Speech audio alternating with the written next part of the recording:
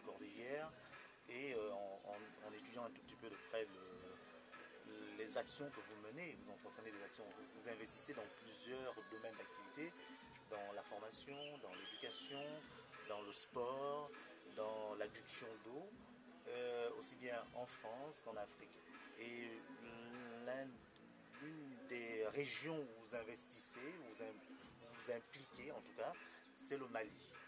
C'est le Mali, notamment à Bamako, à quelques kilomètres de Bamako, à Bolé. Bolé, c'est une banlieue de Bamako, à une dizaine de kilomètres de Bamako. Et à Bolé, vous menez des actions là-bas, notamment en faveur des jeunes détenus dans la prison des mineurs. Alors pourquoi vous investir dans la réinsertion? Vous investissez dans la réinsertion pour les jeunes détenus dans la prison de Bolé, prison pour mineurs de Bolé à Bamako. Pourquoi un tel investissement? Vous savez, la valeur humaine a la même valeur sur toute la terre. Vous savez, la liberté, la vôtre et la mienne sont inséparables. Il en est de même effectivement pour ces jeunes. Le droit à l'éducation, à la formation sont des droits fondamentaux et font partie tout simplement des droits humains. Contribuer à l'exaltation de la force émancipatrice de la connaissance est une excellente chose. Le destin d'Issama est résolument hostile aux intérêts particuliers, aux jouissances de privilèges non gagnés de longues luttes. Il suffit plus dorénavant de savoir, mais il suffit effectivement de faire savoir. On ne peut donner que ce qu'on a reçu, c'est pour cela qu'au niveau de Bamako, pour ces jeunes qui n'ont pas de formation, qui sortent de prison sans aucun outil, sans aucune formation qui leur permettrait de trouver un emploi, ben nous à Issama, par les objectifs que nous nous sommes fixés, on s'est dit qu'il fallait former les jeunes. Et c'est pour cela qu'à Bamako, depuis 2 ans, nous organisons des ateliers de formation à la tannerie, à la construction de latrines.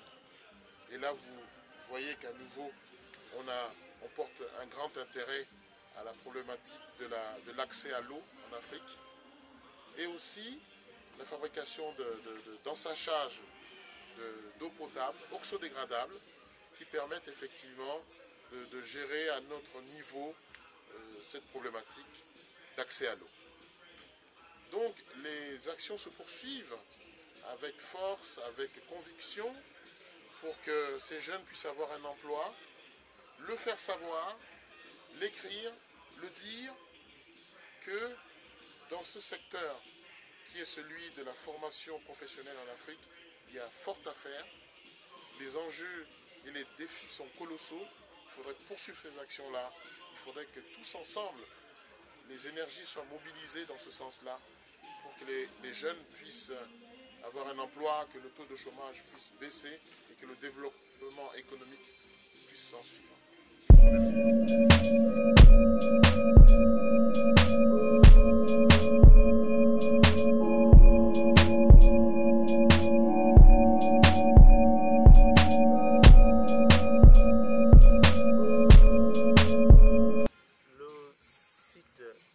Internet Ayong, qui est un site de valorisation, de promotion culturelle du patrimoine africain, un site qui fait la promotion d'acteurs, de personnages, de personnalités d'origine africaine ou afrodescendante.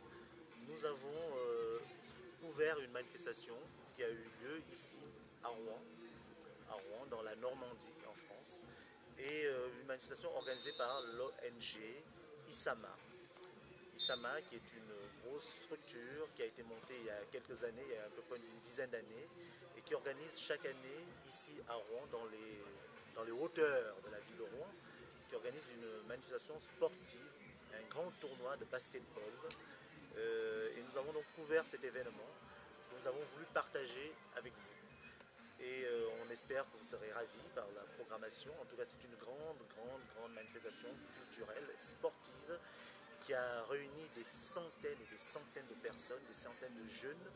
Et nous avons été agréablement impressionnés par par l'envergure de la manifestation, puisqu'il y a eu des centaines de jeunes qui ont participé à cet événement, des centaines de jeunes venus, pas seulement de la ville de Rouen, mais ils sont venus d'autres villes, il y en a qui sont venus de Paris, il y a des basketteurs qui sont venus notamment des États-Unis, des étudiants qui sont venus des États-Unis et du Canada.